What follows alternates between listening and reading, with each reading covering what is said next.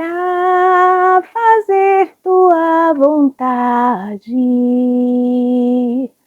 Quero de ti mais poder.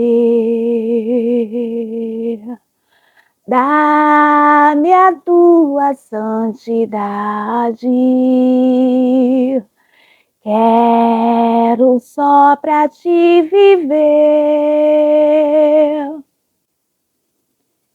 Que a verdadeira graça e verdadeiramente a paz de Cristo esteja conosco.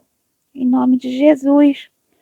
Vamos trazer no dia de hoje algumas referências bíblicas que claramente combate o nosso ego, combate o sistema religioso e faz com que esses de espírito fariseu se revelem e me persigam.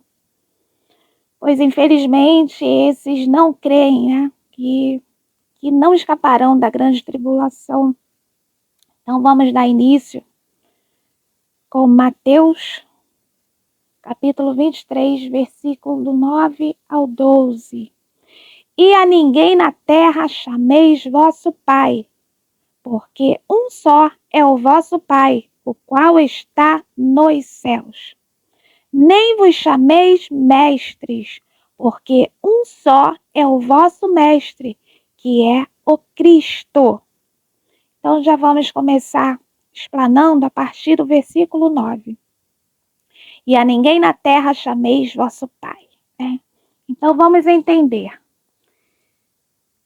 Essa ordenança de Cristo para a igreja é para que nós não venhamos ter um líder espiritual como um pai, ou melhor, propriamente não chamar como um pai, que está se referindo a palavra mais usada, os adjetivos mais usados hoje é pastor, bispo e etc. E aqui a palavra de Deus nos ensina a não chamar essas pessoas de tais, porque após a segunda aliança, após a graça, após o rasgar do véu, o Senhor nos deu o livre acesso para poder nos referirmos ao nosso Pai que está nos céus. Todo aquele de quebrantado coração tem aí o direito de ter o nosso Senhor como nosso Pai. Nesse contexto, nós podemos entender que essa condenação à soberba é necessária. E percebemos que no princípio já existia essa soberba, esse orgulho, essa vaidade de espírito. Imagine agora em que a iniquidade se multiplica.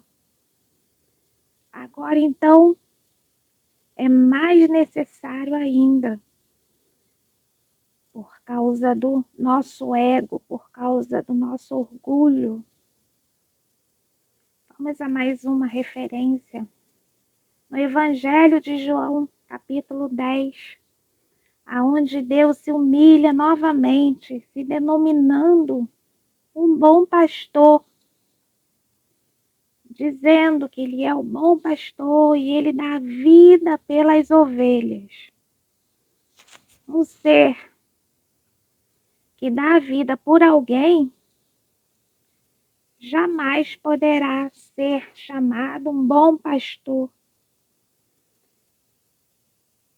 Jesus, ele é o excelente, o perfeito pastor. E então, pode até perguntar, por que está dizendo aqui ser um bom pastor? Por causa da parábola, né? Jesus falou muito por parábolas para que os fariseus não pudessem entender e permanecessem com seus duros corações. Então, hoje em dia, ele continua nos chamando a exortação com parábolas, por parábolas, porque ele usa quem ele quer, né? Muitos desses não ouvem, não atendem por causa do orgulho, a soberba, a arrogância. E então, se Deus chamar um pequeno, alguém sem voz, como eu, eles não vão crer e vão endurecer mais ainda os seus corações, né? E querem mostrar à pessoa que ela não é nada, que ela é pequena, que ela é um verme. E somos mesmo, né, um verme. Mas Deus usa quem Ele quer. Ele capacita quem Ele quer.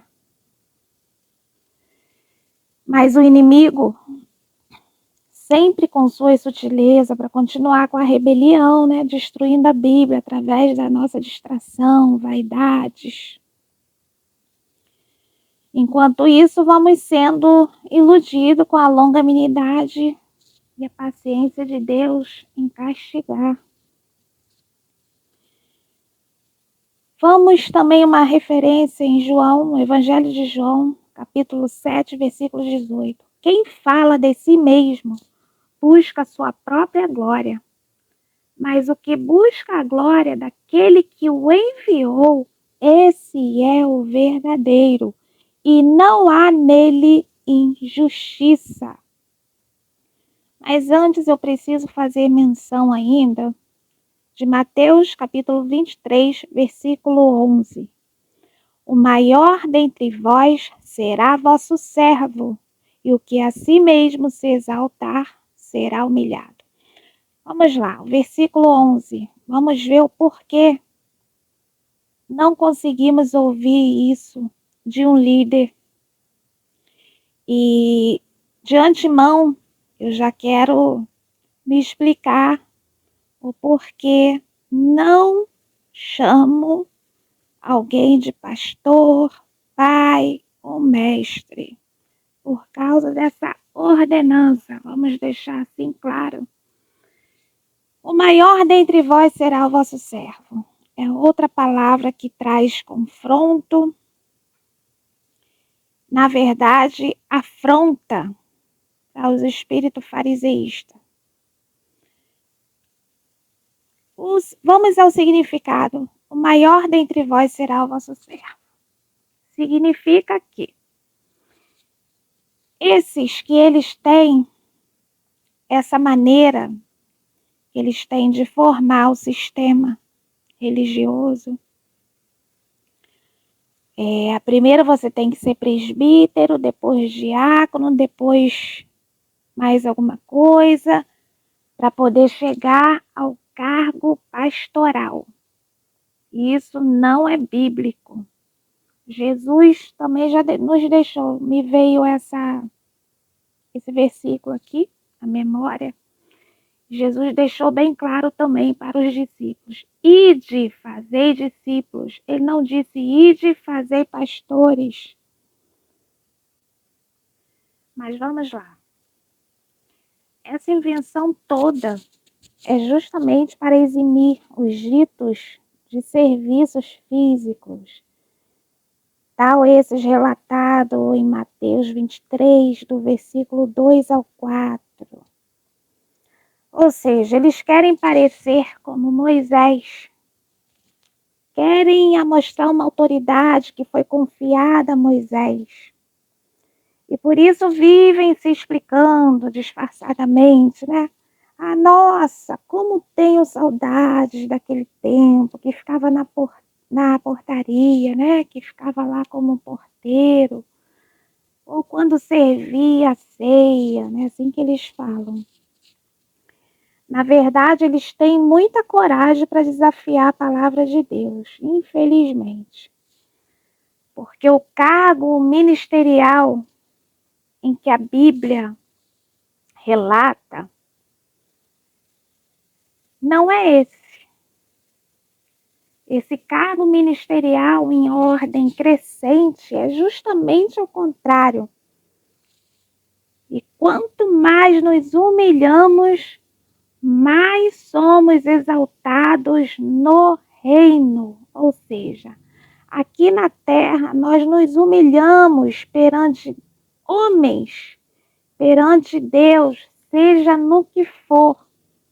E por isso Jesus lavou os pés dos discípulos, não somente dos discípulos, e de apenas um que representa tanto tipo de pessoas traidoras, mentirosas, seja o que for. O Judas, ele podemos considerar que ele foi o pior, né? Pecador, vamos dizer assim. Então Jesus, ele deixou esse legado para os discípulos. Assim fazei todos vós, assim fazei vós também. E agora eu fico analisando essas pessoas que se põem nessa condição de Moisés, pegar uma bacia e pegar o pé do seu próprio inimigo para poder lavar. Isso não vai poder. Foi como o último pastor me falou, o dito pastor, me perdoem. Ele falou que ninguém vai mudar essa situação, mesmo estando na Bíblia, mesmo sendo biblicamente ensinado, ordenado, vamos dizer assim. E eu posso responder a eles que realmente a Bíblia não significa nada para eles. Eles creem no que eles querem, no que lhe apraz. Eles não querem se moldar, eles não querem que a Bíblia os moldem, né? Eles não querem isso.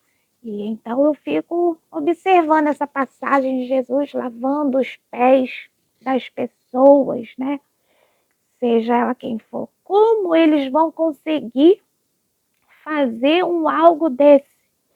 Eles não conseguem mais olhar para o inimigo e pedir perdão. Não se humilham. Eu estou para ver. Muito pelo contrário, eles querem expulsar as pessoas da igreja porque por N de motivo, né? Mas com essa palavra aqui é um motivo maior. A pessoa pode estar no pecado. Eles não vão querer excluir as pessoas, mas eles vão querer afastar as pessoas ou excluir, né? Ou levar uma advertência por a gente se colocar na condição de ensinar, né? Sendo que o Senhor nos outorgou isso. Ele falou, eu os ungi, eu os chamei, eu os capacitei. Então, não é mais o homem hoje, por intermédio de homens com óleo ungido, que vai formar alguém a um cargo. E então, eu posso responder, o que pode mudar essa situação se eles falam que não vão mudar? O sistema não vai mudar, porque um pequeno foi levantado para falar, né? Eles só faltam dizer isso. E aí eu digo que é somente a humildade pode mudar essa história. Somente a nossa humildade pode nos fazer voltar atrás, reconhecer, se humilhar, em primeiro lugar, a obediência à palavra de Deus, a submissão à palavra de Deus. E até aqui, o Espírito Santo me concede essa primeira parte desse contexto. E aqui eu fico, e até breve, até quando o Senhor me permitir. estaremos aqui com a segunda parte desse contexto de humildade, em nome de Jesus. Fiquem todos na santa e preciosa paz do Eterno.